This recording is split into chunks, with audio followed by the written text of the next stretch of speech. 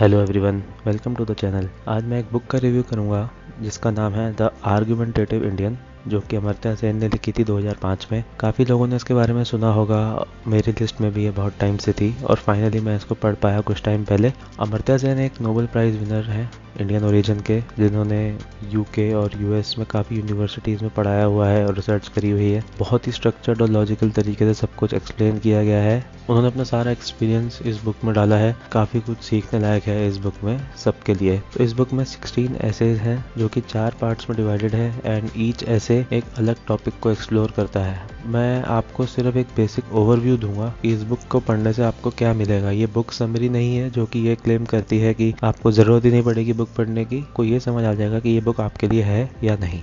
तो ऑथर ने Indian history से बहुत सारे एग्जाम्पल्स निकाल के एक्सप्लेन किया है कि इंडियन ट्रेडिशन हमेशा से ही आर्गुमेंटेटिव है। उसका मतलब है कि अपना पॉइंट हर कोई रेस कर सकता है, प्रोवाइडेड कि वो दूसरे की डिसरिस्पेक्ट नहीं कर रहा हो। ऑथर सेज कि एंशिएंट इंडिया में गार्गी नाम की एक फीमेल स्कॉलर थी जो कि बड़े बड़े मेल स्कॉलर से डिस्कशन करती थी, और उस समय ऐसा कुछ जेंडर बायस इतना नहीं था जितना आजकल हो गया है। अशोका एक ऐसा किंग था जिसने बहुत सारे मल्टी कल्चरल डिस्कशंस को बढ़ावा दिया, और उसके ही टाइम में इंडिया में एक बुद्धिस्ट काउंसिल भी अरेंज किया गया था।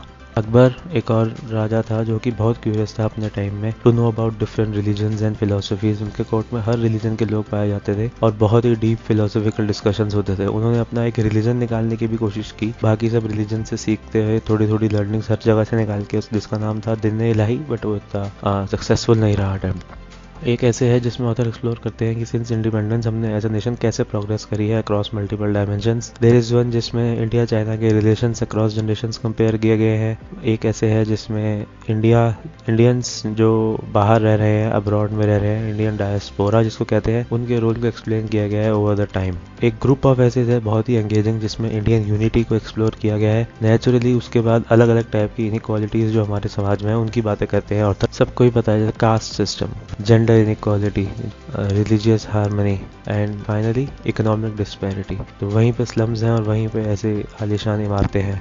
तो ऑथर के हिसाब से फोर्थ वाली है जो कि इकोनॉमिक डिस्पैरिटी है, ये सबसे ज़्यादा ख़राब चीज़ है क्योंकि ये बाकी इनक्वालिटीज़ के साथ मिलके उनको और डबल ट्रिपल इम्पैक्टफुल कर देती है। उनके हिसाब से अगर जेंडर इनक्वालिटी है और साथ में गरीबी भी है तो वो एक वुमेन की हालत और भी ख़राब है। दिल्ली में रहता हुआ कोई SC ST को प्रॉब्लम्स होती होंगी, नो डाउट। छपरा बिहार में रहने वाला किसी SC ST से फार बेटर होगा। एक ऐसे में ऑथर ने बहुत ही अच्छे से समझाया है कि वेस्टर्न लोग कैसे परसीव करते हैं इंडियंस को, वो कैसा देखते हैं कि हमारा देश कैसा है। इसके 3 टाइप समझाए जो कि एक स्ट्रक्चर्ड थिंकिंग का बहुत ही अच्छा एग्जांपल है ऑथर की, जो कि मुझे बहुत अच्छे लगे, जो कि मैं यहाँ टच कर रहा हूँ यहाँ पे। तो मैजिस्टीरियल अप्रोच, जो कि नीचे देखते हैं इंडियंस को कि हमें उनको बहुत सिखाना है, इनको तो ज़्यादा समझ ही नहीं है, जैसे ब्रिटिश ने देखा था हमको। एक्सोटिक अप्रोच, जैसे बाहर से लोग आते हैं कि यहाँ पे हम सिर्फ पूजा पाठ करते हैं या बनारस में जाके शिव जी के भक्त बन जाते हैं या फिर पोएट्री लिखते रहते हैं। एक होती है क्यूरेटोरियल अप्रोच जो कि एक बहुत ही बैलेंस्ड अप्रोच है, जो एक्चुअली कोई स्टडी कर रहा हो या बुक लिख रहा हो वो क्यूरेटोरियल अप्रोच अपनाता है।